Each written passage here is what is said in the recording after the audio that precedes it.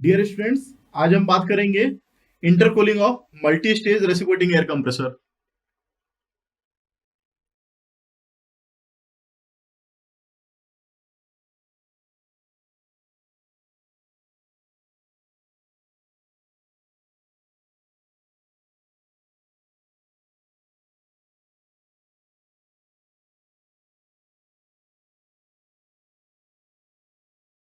तो अभी तक हमने देखा था कि इंटरकूलिंग करना जरूरी था मल्टी स्टेज कंप्रेशन करने के लिए।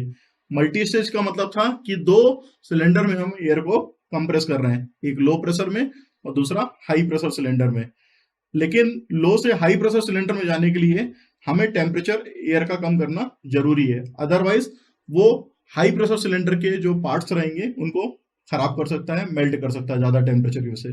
तो यहाँ पे भी हम बात करेंगे कि इंटरकूलिंग जो कर रहे हैं मल्टी स्टेज कंप्रेशन में कैसे कर रहे हैं और कितने तरीके से कर रहे हैं।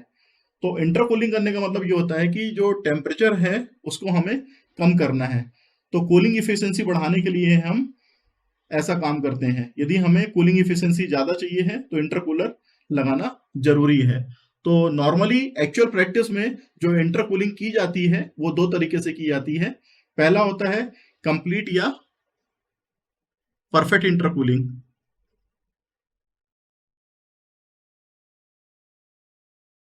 Perfect intercooling. तो इस इंटरकूलिंग में जो टेम्परेचर रहता है इंटरकूलर से निकलने वाला, उस टेम्परेचर को हम नॉर्मली T3 बोलते हैं। वो टेम्परेचर जो है इनकमिंग टेम्परेचर जो कि एटमॉस्फेरिक टेम्परेचर रहता है उसके यदि बराबर हो जाता है तो उसे हम कंप्लीट इंटरकूलिंग के नाम से जानते हैं।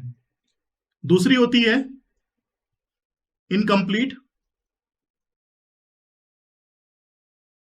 जिसे कि इनपरफेक्ट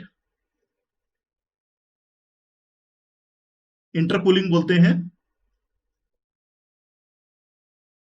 इसका मतलब ये होता है कि जो इंटरकूलर से निकलने वाली एयर है उसका टेम्परेचर यदि T3 ज्यादा है T1 से, तो वो कूलिंग जो है इनकम्प्लीट इंटरकूलिंग कहलाती है।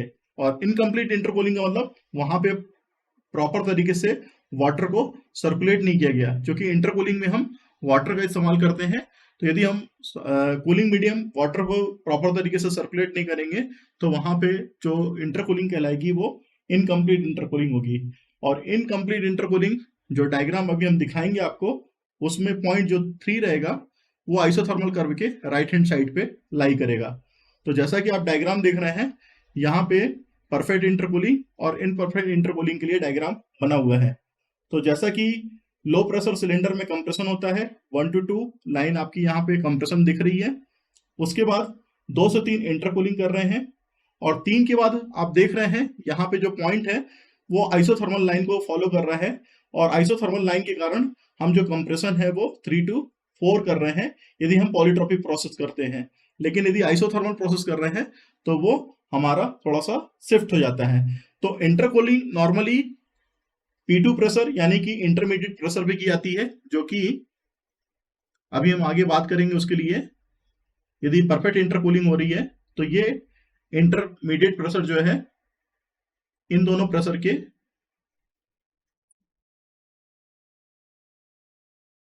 प्रोडक्ट के रूट में बराबर होता है intermediate pressure. This is of intercooler के लिए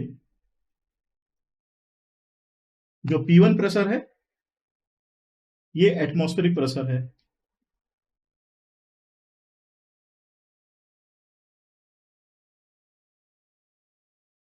P3 जो प्रेशर है ये डिलीवरी प्रेशर है।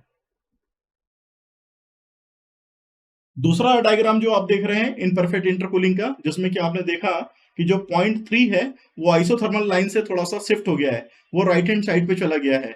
यानी कि वहां पे प्रॉपर तरीके से कूलिंग मीडियम यानी कि वाटर जो है यूज नहीं किया गया, जिसकी वजह से कूलिंग जो है इनपरफेक्ट हो गई है। तो इनपरफेक्ट इंटरकूलिंग का मतलब वाटर यानी कि कूलिंग मीडियम प्रॉपर तरीके से सर्कुलेट ना हो पाना। तो यहाँ पे दो तरह की कूलिंग आपको देखी, परफेक्ट इंटरकूलिंग और इनपरफेक्ट इंटरकूलिंग।